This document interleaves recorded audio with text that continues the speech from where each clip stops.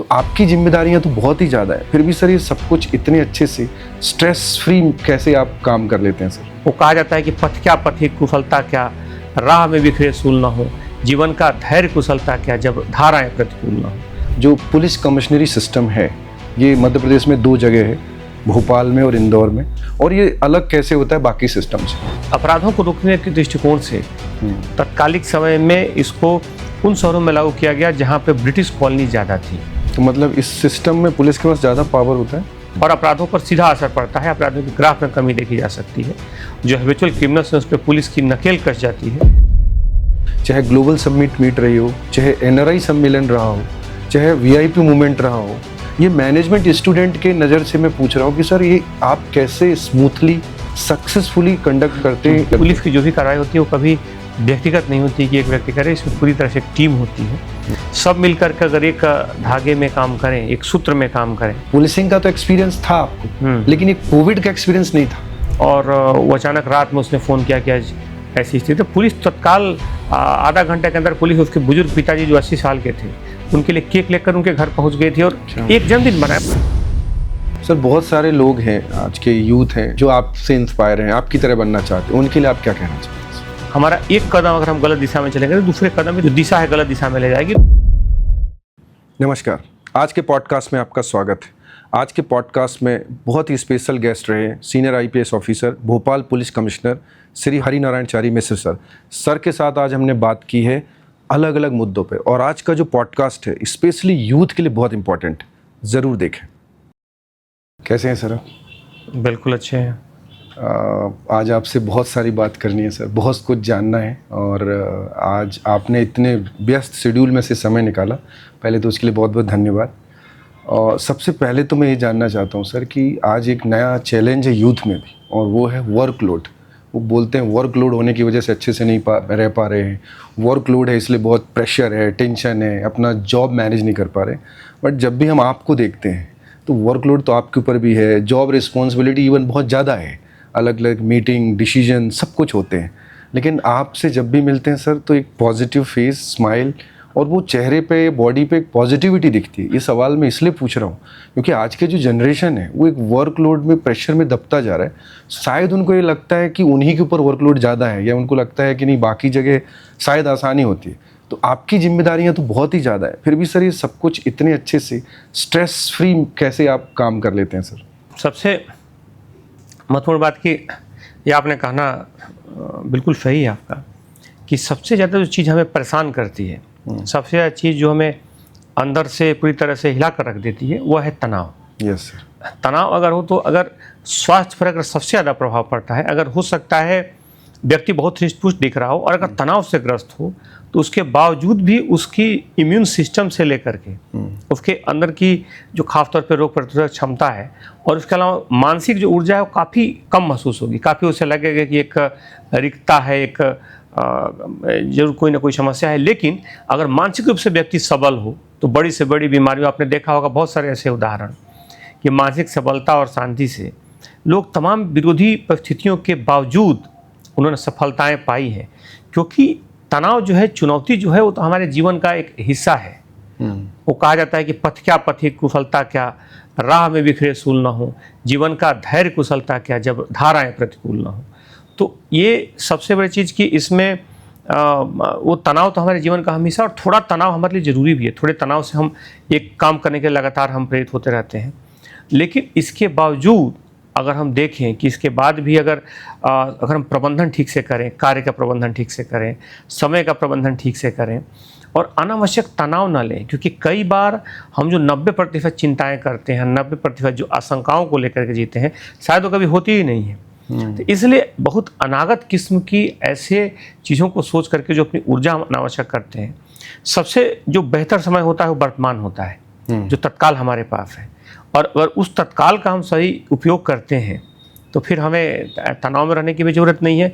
और यह भी सही है कि वह चीज़ जिसे हम वापस नहीं ला सकते, हम जानते हैं कि वो समय है। अगर समय एक बार फिर, तो चाहे स्टूडेंट्स के लिए हो या बाकी हम कहीं काम कर रहे हों, ज़रूरी है कि जो समय है उसका हम उचित प्रबंधन करें, बेहतर ढंग से उसको नियोजित करें और अगर हम व्यवस्थित ढंग से उसका उपयोग करते तो मुझे नहीं लगता कि कोई तनाव जैसी बात आएगी, और अनावश्यक आशंकाओं के मद्देनज़र हम अपनी मन की शांति को भंग न करें। आपने सही बोला सर, मतलब प्रेजेंट में जीना चाहिए और उस चीज़ की चिंता नहीं करनी चाहिए जो है नहीं। कई बार ऐसा भी होता है, मतलब अधिकांश हमारी जो चिंताएं होती हैं वो अनागत ऐसी भविष्य को लेकर के होती हैं, ऐसी आशंकाओं को लेकर के होती हैं, ऐसे बहुत सारे बिंदुओं को लेकर के जिसका कोई अस्तित्व नहीं होता और उसमें बहुत सारी हमारी ऊर्जा लगती है। तो बजाय हम इस तरह की आशंकाओं में जो हमें वर्तमान जो समय है, वर्तमान जो परिस्थितियाँ हैं, हमारे पास जो वर्तमान संसाधन है, उसका अगर हम समुचित उपयोग करते हैं, अगर उसका सम्यक तरीके से हम उपयोग करते हैं, तो फिर वैसी भविष्य में परिस्थिति पैदा ही नहीं होगी। और जो भी परिस्थिति हो, हमें अधिकांश जो हम सर्वश्रेष्ठ उस परिस्थिति में जो कर सकते हैं, अपना क्षमता से कार्य, जो भी जिम्मेदारी दी जाए उसको बेहतर कर सकते हैं, तो मुझे लगता है कि कोई तनाव की जरूरत पड़ेगी। हम कई बार कहा गया है कि हम बहुत अच्छी जगह, हम सोचते हैं कि किसी बहुत अच्छी जगह पहुंचेंगे तो बहुत मेहनत करेंगे और बहुत पूरी अपनी ऊर्जा लगा देंगे, लेकिन ऐसा ही नहीं है। हमें वर्तमान में हो सकता है, सामाजिक दृष्टि से हो सकता है कोई कम महत्वपूर्ण पद मिला हो, लेकिन अगर उस पर हम फोकस करते हैं, अगर उसको ही हम सर्वश्रेष्ठ तरीके से करते हैं, तो हम स्वयं दूसरी जगह पे पहुंचेंगे और उस जगह पे भी हमारा आकलन होगा। जो काम हमें सौंपा जाए उसे हम सर्वश्रेष्ठ तरीके से करें। तो मुझे लगता है कि शायद हमारे मन में कोई इसका कहीं ना कहीं इसको लेकर के उलझन भी नहीं रहेगी, और साथ हमारे मन में भी संतोष होगा और अनावश्यक तनाव से भी बचेंगे। इसके बाद एक और चीज़ हम लोग जानना चाहते थे सर, सभी लोगों के अंदर एक वो रहता है कि ये जो पुलिस कमिश्नरी सिस्टम है, ये मध्य प्रदेश में 2 जगह है, भोपाल में और इंदौर में, और बाकी जगह नहीं। तो 2 चीज़ें उसमें जानी थी कि ये अलग कैसे होता है जिन शहरों में नहीं है, और इसमें एक और चीज़ ये कि पहले जो पुलिस कमिश्नर इंदौर के थे, आप बने थे, तो उस समय के किस तरह के चैलेंजेस थे जब आप आए थे, क्योंकि सिस्टम भी नया था, लोगों को भी नहीं पता था, और ये अलग कैसे होता है बाकी सिस्टम से? खास तौर पे जब ब्रिटिश काल में यह शुरू हुई प्रणाली, तो अपराधों को रोकने के दृष्टिकोण से तत्कालिक समय में इसको उन शहरों में लागू किया गया जहाँ पे ब्रिटिश कॉलोनी ज़्यादा थी, ताकि वहाँ कानून व्यवस्था की स्थिति और जगहों से बेहतर रहे। जैसे कि हम जानते हैं कि कलकत्ता जो प्रेसिडेंसी थी, मुंबई प्रेसिडेंसी थी, वहाँ सबसे पहले इसकी शुरुआत हुई। फिर बाद में दूसरे जो बड़े महानगर हैं उन जगहों पर धीरे धीरे शुरुआत हुई। तो कारण था कि इसका जो अपराध पर पकड़ है, अपराध पर जो इसका असर है, सामान्य व्यवस्था से ज़्यादा है। इसमें जहाँ तक आप यहाँ का पूछ रहे हैं, तो खासतौर पे इसमें कुछ जो प्रतिहतात्मक कार्रवाइयाँ जो पुलिस करती है, जो अपराधियों पर अंकुश लगाती है, जो अपराधियों पर सतत निगरानी करती है, उनके खिलाफ जो कार्रवाई करते हैं, उससे अपराध पर सीधा असर पड़ता है।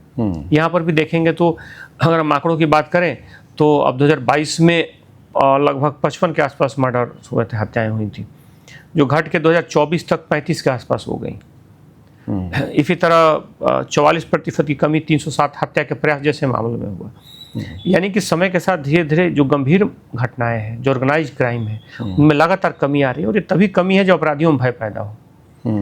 ऐसा नहीं है कि कोई घटना नहीं, घटनाएं भी कई बार होती हैं, पुलिस के लिए चुनौतियां भी बनती हैं। यहाँ भी वर्तमान में घटना हुई थी, लेकिन अगर हम देखें तो तत्कालिक तौर पे जिस तरीके से पुलिस तत्काल पकड़ती है, तत्कालिक कार्रवाई करती है, और उसका जो असर है वो काफ़ी व्यापक होता है। इसलिए इसके सामान्य पद्धति से इसमें जो प्रभावशीलता है, खासतौर पर अपराधियों पे जो अंकुश की बात है, वो बहुत सारे जो प्रतिहतात्मक कार्रवाइयाँ होती हैं, जो जिला बदर जैसी कार्रवाइयाँ होती हैं, अपराधियों के खिलाफ जो अभियान चलते हैं, उसका एक बड़ा गहरा असर होता है, और अपराधियों पर नकेल कसने में पुलिस ज़्यादा कारगर सिद्ध होती है।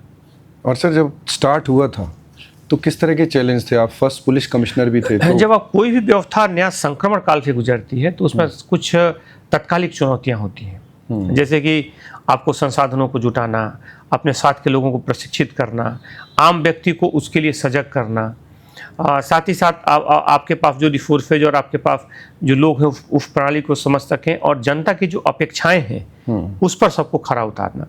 क्योंकि जब नई व्यवस्था होती है तो कई बार लोगों को बहुत अपेक्षाएं भी होती हैं, जो स्वाभाविक भी है और होनी भी चाहिए। एक हम बेहतर व्यवस्था की तरफ बढ़ते हैं तो हमें उम्मीद रहती है कि हमें बेहतर उसका प्रतिफल मिले, लोगों को बेहतर रिस्पॉन्स मिले, तो एक आम व्यक्ति को ज़्यादा राहत मिले, अपराधों में कमी आए। तो इन सारे अपेक्षाओं के अनुरूप पुलिस के पूरी पद्धति को ढालना, अपने संसाधनों को बेहतर करना, अपने आम व्यक्ति को, खासतौर पे जनता को इसके अवगत कराने के साथ साथ जो हमारा फोर्स है, जो हमारा बल है, जो इसके लिए महत्वपूर्ण एक टूल है, महत्वपूर्ण जो इसका एक कड़ी है, उसको इसके लिए प्रशिक्षित करना, ये जो चुनौतियां थी पुलिस ने उस सभी को अच्छे ढंग से उनका निर्वहन। आई थिंक सर अब 3 साल हो गए होगा कमिश्नरी सिस्टम को। हाँ बिल्कुल, 3 साल हो जाए। रिजल्ट तो दिख रहे होंगे सर, किस तरह से? बिल्कुल, जैसा मैंने बताया कि अपराधों में जो महत्वपूर्ण अपराधों में कमी आई है, ऑर्गेनाइज क्राइम में कमी आई है, जो गंभीर घटनाएं हैं उनमें लगातार कमी, अपराधियों पे अंकुश बढ़ा है। आप देखेंगे तो जो ऑर्गेनाइज गैंग और ऑर्गेनाइज क्राइम में लगातार कमी आ रही है, तो इस तरह इसका असर काफ़ी व्यापक रहा है। तो मतलब इस सिस्टम में पुलिस के पास ज़्यादा पावर होता है? इसमें प्रतिक्रियात्मक कार्रवाइयाँ जैसे होती हैं, जैसे कि आप अपराधों की आशंका के आधार पर, या जो परंपरागत जो अपराधी होते हैं, जो हैबिचुअल क्रिमिनल्स हैं, उनके लिए जो कुछ टूल्स हैं, जो प्रिवेंटिव कार्रवाइयाँ हैं, उसको पुलिस सशक्तता से लागू करती है और अपराधों पर सीधा असर पड़ता है। अपराधों के ग्राफ में कमी देखी जा सकती है, जो हैबिचुअल क्रिमिनल्स हैं उस पर पुलिस की नकेल कस जाती है। तो इसलिए ऐसे मामलों में लगातार कमी देखी जा रही है। नहीं, ये बहुत ज़रूरी था जानना कि दोनों में फ़र्क क्या है। अभी सर एक और चीज़ है जिस पे वाकई में हमारे यहाँ पे बहुत काम भी हुआ है, और वो है साइबर क्राइम, जो बहुत ज़्यादा था। अभी काफ़ी अवेयरनेस है, इवन रिंगटोन भी हुई है, जगह जगह आपने भी बहुत सारी चीज़ें चलाई, लेकिन अभी भी वो कुछ ना कुछ ऐसे केस आते हैं जहाँ लगता है फिर हो गया। तो ऐसा क्या है सर जो साइबर अटैक हो रहे हैं, साइबर क्राइम हो रहे हैं, कोई ऐसी 3 चीज़ें आप बता सकते हैं, अगर हम ये 3 चीज़ों का ध्यान रखें तो हम या हमारा फैमिली बच सकते हैं साइबर क्राइम से? सबसे महत्वपूर्ण चीज़, आजकल कॉल स्पूफिंग के बहुत सारे मामले आ रहे हैं। कॉल स्पूफिंग यानी कि किसी दूसरे के नंबर से कॉल आ जाएगा, उस नंबर पे हमारे नंबर में अगर वो नंबर सेव है तो सीधे उस व्यक्ति का नाम दिखेगा और उसमें कुछ आपात स्थिति बताते हुए पैसों की मांग की जाती है। तो कई बार हमें इस बात का भ्रम होता है, कई बार होता है कि वो व्यक्ति तो ऐसा पैसा हमसे नहीं मांग सकता, या इतना करीब भी नहीं है, और बहुत ज़्यादा करीब नहीं होने पर कई बार व्यक्ति उसमें आवाज़ नहीं पहचान पाता है, या हो सकता है उनके रिलेटिव के नाम से फ़ोन करे कि मैं उनका बेटा बोल रहा हूँ, उनके घर से बोल रहा हूँ, और हम प्रथम दृष्टया विश्वास इसलिए कर लेते हैं कि उस व्यक्ति के नंबर से कॉल आ रहा होता है जो नंबर सेव है। और कई बार ऐसे केफे जाते हैं जिसमें लोग पैसा जमा कर देते हैं, लेकिन जब पता चलता है कि ये नंबर जब पता चलता है व्यक्ति से बाद में संपर्क होता है, तो पता चलता है कि उस व्यक्ति तो फ़ोन ही नहीं किया, यानी कि कोई और सॉफ्टवेयर के माध्यम से उस व्यक्ति के नंबर को डिस्प्ले करा सकता है हमारे मोबाइल पे। मतलब मेरे नंबर से कॉल कर सकते हैं दूसरे को? वो नंबर तो उसी करेगा, लेकिन उसका पकड़ने का तरीका है कॉल स्पूफिंग का, कि जब भी आपको ऐसा डाउट हो आप तुरंत उस व्यक्ति को नंबर पे डायल करें। तो अगर आप डायल करते हैं, कॉल बैक करते हैं, तो उस व्यक्ति को सीधे कॉल जाएगा, उस व्यक्ति के सही नंबर पे कॉल जाएगा जो ओरिजिनल उसका नंबर होगा। मेरा फोटो लगा के कॉल आएगा ऐसा? नहीं, फोटो लगा के कॉल नहीं आएगा, आपका नंबर जो है वो डिस्प्ले हो सकता है। आपके नंबर से किसको टारगेट नंबर कौन रहेगा, किसको करना है और कौन सा नंबर डिस्प्ले करना है, आज संभव है। यानी कि जब कॉल जाएगा तो वो नंबर इंटरनेट के माध्यम से वो डिस्प्ले कराया जाएगा। ठीक है। और जैसे ही मोबाइल पे हमारे डिस्प्ले आएगा, हमारे एड्रेस बुक में वो नंबर होगा, हमारे स्क्रीन पे वो नंबर आएगा, तो ऑटोमेटिक हमारा जो एड्रेस बुक है उस आदमी का नाम दिखाने लगेगा। एक्चुअल नॉर्मल कॉल नहीं है वो, एक इंटरनेट के माध्यम से एक फेक कॉल है, लेकिन चूंकि व्यक्ति का नाम आएगा तो हम मान के चलेंगे कि उस व्यक्ति ने किया है। सामान्यतः हमारी धारणा होती है कि जिस व्यक्ति का नाम सेव रहता है, नाम से मान के चलते हैं कि व्यक्ति का सही है, तब उस भ्रम का शिकार हो सकते हैं। तो इसलिए हमें ध्यान रखना चाहिए, तत्काल उस व्यक्ति को हम काट के नॉर्मल कॉल पे करें, उसी पे कॉल बैक करें। जब हम कॉल बैक करेंगे तब नॉर्मल कॉल जाएगा, जो उस व्यक्ति को जाएगा जो असली धारक होगा, और तब हमें पता चल जाएगा कि नहीं हो तो ऐसी बात नहीं है, हम धोखे का शिकार हो रहे हैं। पहली चीज़। दूसरी चीज़ जो सबसे महत्वपूर्ण है कि अनावश्यक जो लिंक्स आते हैं, अनावश्यक आजकल कुछ फोटोग्राफ से कुछ जानकारी, तो उसको हम ना खोलें। उसको कई बार हम ओपन करते हैं तो उसके पीछे कुछ हमारे बैंक अकाउंट की जानकारी, कुछ इस तरह के मैलिशियस सॉफ्टवेयर्स होते हैं जो हमारे पूरे सॉफ्टवेयर को प्रभावित करते हैं, तो उसके माध्यम से भी हम पूरी तरह से बच सकते हैं। और तीसरा, आजकल बड़ी संख्या में अलग अलग तरीके से जो इस तरह के कॉल्स आते हैं जिसमें OTP मांगते हैं, जिसमें मेल इस तरह के रहते हैं, और कई बार डिजिटल अरेस्ट जैसी घटनाएं जो आजकल बढ़ रही हैं, जिसमें कि किसी व्यक्ति को इस भ्रम का शिकार बना करके कि वो उसके किसी सुदूर बैठे व्यक्ति को उन लोगों ने पकड़ लिया है, और उसको अगर हम पैसे नहीं देंगे तो उस व्यक्ति का नुकसान हो जाएगा।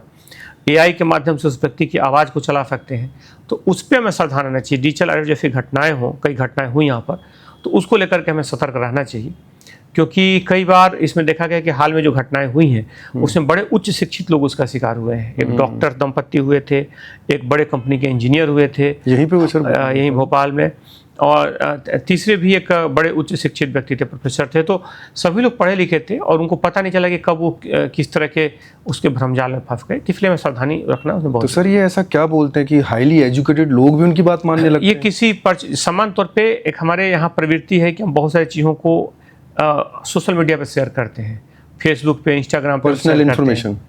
हम यहाँ पहुँच रहे हैं, हमारा बेटा वहाँ पहुँच रहा है। अब इनको पता है कि बेटा दिल्ली में है, अचानक कॉल आएगा कि बेटा किसी केस में फंस गया, बड़े संगीन केस में, या किसी खास तौर पे उसमें जो मॉडस ऑपरेंडी की किसी महिला ने कुछ आरोप लगाए हैं और उसमें उसे पकड़ लिया गया है।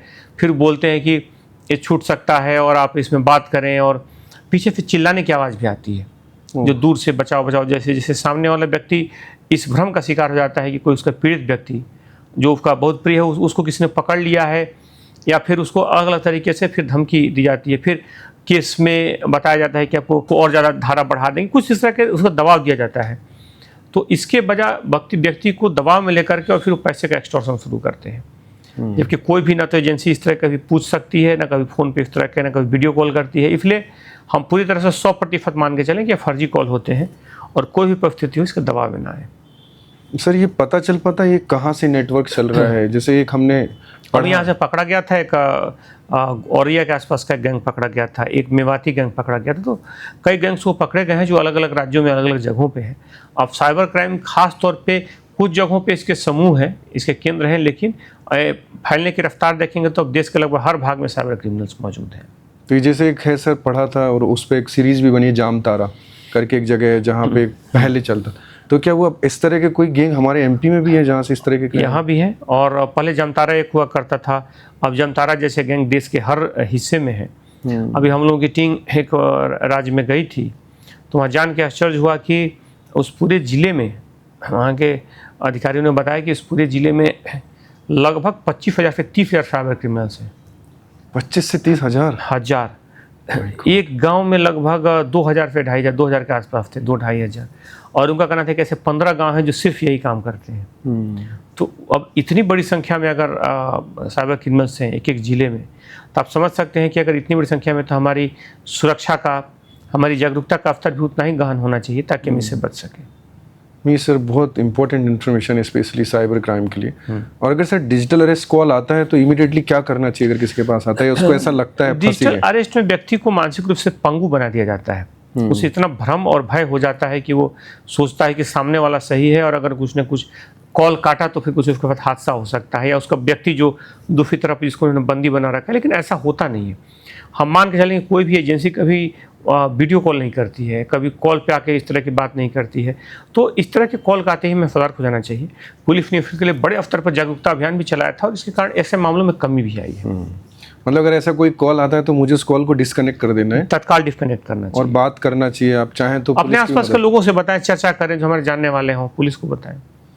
बिल्कुल सर, ये बहुत ज़रूरी। तो एक और चीज़ है सर, वो है नशे को लेकर, जो आजकल के यूथ में एक आ गया है कि उनको नशा, एक ये नहीं कि वो सिर्फ नशा करें, नशा करके उनको एक तो उनकी पढ़ाई लिखाई से दूर कर दिया जाता है। दूसरा, वो एक और चीज़ जो देखी गई है रिसर्च में कि वो क्रिमिनल जो लोग बनते हैं उनमें भी एक प्रवृत्ति होती है कि उनको पहले नशा स्टार्ट करते हैं फिर क्रिमिनल बनते हैं। तो नशे की एक कितनी बड़ी समस्या बन गई है सर? नशा एक बड़ी समस्या है। अगर आप किसी भी शहर के गंभीरतम अपराधों को लेकर के देखें तो सर 90% अपराध उन लोगों के द्वारा होते हैं जो कि नफ़ा करते हैं। और कोई भी ऐसी घटना समानता जिसने शहर को झकझोर कर रख दिया हो किसी भी शहर में, तो उसमें देखेंगे कि उसमें 90 से 95% घटनाओं के पीछे नशे का रोल रहता है, नशे लेने वाले उसके पीछे होते हैं। तो इसलिए हमारे लिए बड़ी महत्वपूर्ण है और हमें इस बात का ध्यान रखना चाहिए कि नशे के खिलाफ हम जितना अभियान चला सकते हैं हमें गहनता से चलाना चाहिए। यहाँ पर हम लोगों ने ऑपरेशन अंकुश चलाया है जिसमें बड़ी संख्या में ऐसे अपराधियों के खिलाफ कार्रवाई की गई है। साथ ही साथ अभी इस सप्ताह पूरे प्रदेश में एक जागरूकता अभियान भी चल रहा है जिसमें खास तौर पर नशे के खिलाफ लड़ाई को सघन करने के लिए लगातार प्रयास किया गया।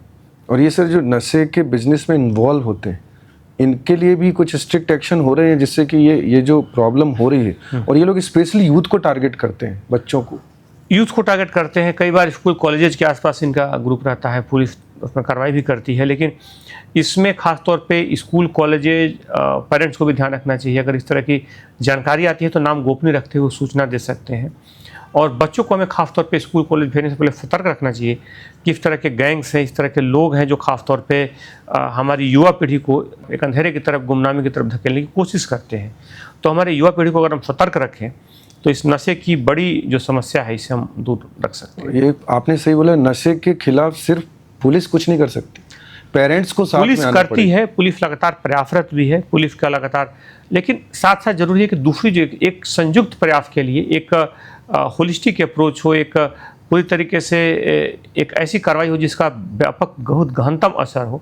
तो इसके लिए जरूरत है कि समाज का हर घटक इसमें साथ, जॉइंट एफर्ट लगाने, पुलिस तो है ही, बाकी जो हमारे प्रशासनिक साथी करते हैं, बाकी जो परिजन है, खासतौर पर अभिभावक हैं, जो माता पिता हैं, और स्कूल की भी उतनी भूमिका है, वो भी इसमें इसको सख्ती से लागू करें और इसमें पुलिस पूरी तरह से उनके साथ है इस अभियान में। नहीं सर, ये बहुत ही ज़रूरी है जिससे हमारी आने वाली जनरेशन सेफ हो और ये इन्फॉर्मेशन ज़रूर काम आएगी।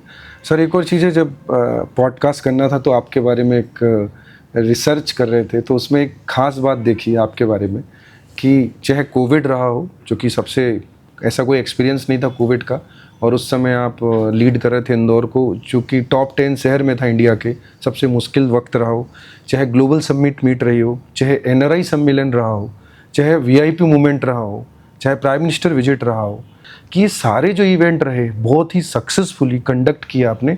ये मैनेजमेंट स्टूडेंट के नज़र से मैं पूछ रहा हूँ कि सर ये आप कैसे स्मूथली सक्सेसफुली कंडक्ट करते हैं? पुलिस की जो भी कार्रवाई होती है वो कभी व्यक्तिगत नहीं होती कि एक व्यक्ति करे, इसमें पूरी तरह से एक टीम होती है। हमारे पास एक अच्छी टीम रही है, एक हमारे पास अच्छे युवा अधिकारी रहे हैं और सभी मिल करके काम करते हैं। मुझे खुशी है कि जिसको जो जिम्मेदारी दी गई सभी लोगों ने काफ़ी वो गंभीरता से उस पूरी जिम्मेदारी को निभाया, और मुझे लगता है कि सब मिल करके अगर एक धागे में काम करें, एक सूत्र में काम करें और अपना सर्वश्रेष्ठ प्रदर्शन की कोशिश करें तो बड़ा से बड़ा आयोजन हो वो सफलतापूर्वक संपन्न होता है। और अगर आपस में मतभिन्नता हो, आपस में अगर तालमेल सही ना हो तो छोटा से छोटा आयोजन भी बहुत सारे आंतरिक असंतोष का शिकार हो जाता है। तो इसलिए ज़रूरी है कि एक अच्छी टीम हमारे पास हो और टीम परस्पर सामंजस्य से काम करे तो बड़ा से बड़ा आयोजन भी सफलता से और एक अच्छे लीडर हो तो उसका भी बहुत फर्क पड़ता है। एक टीम हो, सबके बीच में अच्छा समन्वय हो, संतुलन हो, तो मुझे लगता है कि चीज़ें आसान हो जाती हैं। ये भी बहुत ज़रूरी है सर, एक छोटे से ऑफिस में छोटा सा भी काम होता है, घर परिवार में लोग इतना परेशान हो जाते हैं। तो इसलिए जब आपके बारे में देख रहे थे कि बहुत सारी लिस्ट है जो आपके सामने काम आए, बहुत बड़े बड़े थे, वो आपने किया। अब एक और चीज़ है सर, कोविड के समय आप इंदौर में ही थे और वो उस समय टॉप 10 शहरों में था जहाँ सबसे ज़्यादा कोविड केसेस थे, और उस समय आप बहुत सारी चीज़ें देख रहे थे। पुलिसिंग का तो एक्सपीरियंस था आपको, लेकिन ये कोविड का एक्सपीरियंस नहीं था क्योंकि पहले कभी देखा ही नहीं था। इससे कैसे सर बाहर आपने अपने लोगों को भी बचाना था? कोविड एक अभूतपूर्व घटना थी, एक ऐसी घटना थी जो कि सभी के लिए एक सबसे बड़ी उसके जीवन की चुनौतियों में से एक रही होगी। और इंदौर में चूँकि भयावहता इसकी काफ़ी थी, निश्चित तौर पर एक चुनौतीपूर्ण दौर था जिसमें बेहतर है कि उसमें आम व्यक्ति ने उसमें समाज का दोनों स्वरूप का सर्वश्रेष्ठ एक सर्वोच्च देखना मिला। कई जगह शिकायतें भी मिली जो कि बड़े ही बुरे दौर में थी, जिसमें कई बार चीज़ों की कालाबाजारी और दवाओं की कालाबाजारी जैसी चीज़ें सामने आईं। और लेकिन साथ साथ मैं कहना चाहूँगा कि उसमें व्यक्ति का और कई संस्थाओं का सर्वश्रेष्ठ स्वरूप भी दिखा। उसमें मानवीय पहलू लोगों का उभर के सामने आया। बहुत सारे लोग ऐसे आए जिन्होंने अपनी जीवन को आगे करके दूसरे लोगों की जानें बचाईं। तो उसका एक बड़ा एक स्वच्छ एवं शुभ्र पक्ष भी आया, एक बड़ा ही सकारात्मक पक्ष भी सामने आया। और उसमें पुलिस की फोर्स ने काफ़ी अच्छा काम किया, उसमें हमारे मेडिकल फोर्स ने काम किया, और पुलिस ने बिना किसी चूँकि बहुत सारे ऐसे काम थे जो सीधे पुलिसिंग से नहीं जुड़े थे, लेकिन उसमें पुलिस का मानवतावादी पक्ष बड़ी सबलता से उभरा। आप देखेंगे तो ऐसे हजारों लोगों के फ़ोन आते थे जिनके पेरेंट्स दूसरे शहरों में थे, विदेशों में थे और उन जगहों पे फंस गए थे। उनके घर में बुजुर्ग माता पिता यहाँ अकेले थे और उनको दवाएं चाहिए थी, उनको मेडिकल फैसिलिटी चाहिए थी, उनको हॉस्पिटल में भर्ती कराना था। पुलिस के अपने सामान्य जो रूटीन के काम है उससे अलग हट करके पुलिस ने इस मानवीय चेहरे के साथ, इस मानवीय दायित्व के साथ आगे बढ़ करके इस पूरी जिम्मेदारी को निभाया और एक बड़ा इसका सकारात्मक संदेश भी गया। और अच्छी बात रही कि इसमें हजारों लोगों की जानें भी बचाने में पुलिस ने बड़ी सकारात्मक भूमिका निभाई। हालांकि साथ साथ इसमें कई जवान, कई हमारे पुलिसकर्मी भी इसका शिकार हुए, लेकिन मुझे लगता है कि इस तरह का जब कोई संस्था काम करती है सकारात्मक, जैसे कि हम याद है कि पुलिस ने कई ऐसे भंडारों का संचालन किया जिसमें लोगों को जो आसपास लोग जाते थे, गुजरते थे उस शहर से, उनको खाना खिलाने का काम किया। कई लोगों के इलाज के लिए काम किया, उनके परिजनों से मिलवाया। एक व्यक्ति थे जो अचानक मुझे याद है कि इंदौर में बड़ा फूट फूट कर रोने लगा। उसके किसी का जन्मदिन था और वो बहुत भावनात्मक, उसके घर में दूसरे लोगों की कुछ जाने चली गई थी और वो अचानक रात में उसने फ़ोन किया कि आज ऐसी स्थिति। तो पुलिस तत्काल आधा घंटे के अंदर पुलिस उसके बुजुर्ग पिताजी जो 80 साल के थे उनके लिए केक लेकर उनके घर पहुंच गई थी और एक जन्मदिन मनाया। मतलब एक छोटा सा प्रतीकात्मक घटना है, लेकिन उसका पुलिस का एक मानवीय पक्ष उसमें उभर के सामने आया और पुलिस ने अपनी पूरी क्षमता के साथ इस संकट के समय में अपने सर्वश्रेष्ठ क्षमता का प्रदर्शन किया। ये तो था सर, उस समय बहुत ही मुश्किल वक्त था और जब हम लोग घर से नहीं निकल सकते थे लेकिन पुलिस बाहर थी और कह रही थी आप घर पे रुको, वो बहुत वैसा समय था जिससे निकले। सर एक और चीज़ थी कि आपका तो इतना लंबा एक्सपीरियंस है, बहुत सारी ऐसी चीज़ें आपकी लाइफ में हुई होंगी, डेली डे टू डे होता है, बट सर ऐसा कोई एक्सपीरियंस है, ऐसा कोई केस जो आप शेयर करना चाहें कि जो आपने भी नहीं सोचा था उसका रिजल्ट ऐसा आया हो, या आपको लगा हो कि नहीं ऐसा होता है, बट आप भी सरप्राइज हुए हो फाइनली जब उसका रिजल्ट आया कि नहीं ऐसा नहीं ऐसे होता है? अगर आप शेयर करना चाहें। ऐसी कई घटनाएं हुई हैं, आप देखेंगे तो ऐसी घटनाएं भरी पड़ी हैं। जब आप एक तह से चलते हैं और एक छोर पकड़ के आप घटनाओं की तह तक पहुंचने की कोशिश करते हैं, और जब आप दूसरे छोर पर पहुंचते हैं तो आप आश्चर्य में डूब जाते हैं क्योंकि पूरी घटना का स्वरूप ही अलग होता है जिस घटना के रूप में आप सोचा था। तो ऐसी घटनाएं भरी पड़ी हैं। मुझे लगता है कि पुलिस को जब शुरू में जब किसी केस का जब इन्वेस्टिगेशन शुरू करना चाहिए या कोई घटना फिर एक छोर से आगे बढ़ना चाहिए तो किसी भी हर तरह के विचारों के लिए और हर तरह की अप्रत्याशित परिणाम के लिए मानसिक रूप से तैयार होना चाहिए, क्योंकि कोई भी घटना किसी भी रूप में मोड़ ले सकती है और अप्रत्याशित हमारे पास परिणाम भी सामने हो सकते हैं। मतलब कोई फिक्स माइंडसेट नहीं होता, कुछ भी हो सकता है। हाँ, मतलब पूर्वाग्रह से ग्रस्त होकर के आप सही निष्कर्ष पे नहीं पहुंच सकते। आपको खुले दिमाग से अप्रत्याशित संभावनाओं के लिए भी तैयार होना चाहिए। सर बहुत सारे लोग हैं, आज के यूथ हैं जो आपकी तरह बनना चाहते हैं, जो लड़कियां हैं लड़के हैं, वो ये हमारा पॉडकास्ट देखेंगे, ज़्यादातर यूथ ही देखते हैं, तो उन जो आपसे इंस्पायर हैं, आपकी तरह बनना चाहते हैं, उनके लिए आप क्या कहना चाहते हैं? जो जहाँ पर है अपने क्षेत्र में जो उनको जिम्मेदारी दी गई है, जो पढ़ने की जिम्मेदारी है, हम कहीं काम कर रहे हैं, उस क्षेत्र को हम सर्वश्रेष्ठ ढंग से करें तो निश्चित तौर पे, क्योंकि हम जानते हैं कि अगर एक बटन हमारा शर्ट का अभी जो पहला बटन हम बंद करें अगर गलत बंद होगा तो सारे बटन ऑटोमेटिक गलत बंद होते जाएंगे।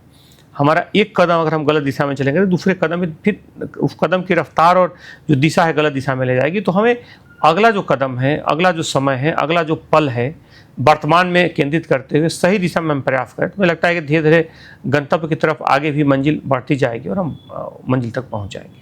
सर आज आपने बहुत सारी इन्फॉर्मेशन दी, सारी चीज़ों पे बात की, आज आपने हमारे पॉडकास्ट के लिए समय निकाला। थैंक यू सर, बहुत बहुत धन्यवाद।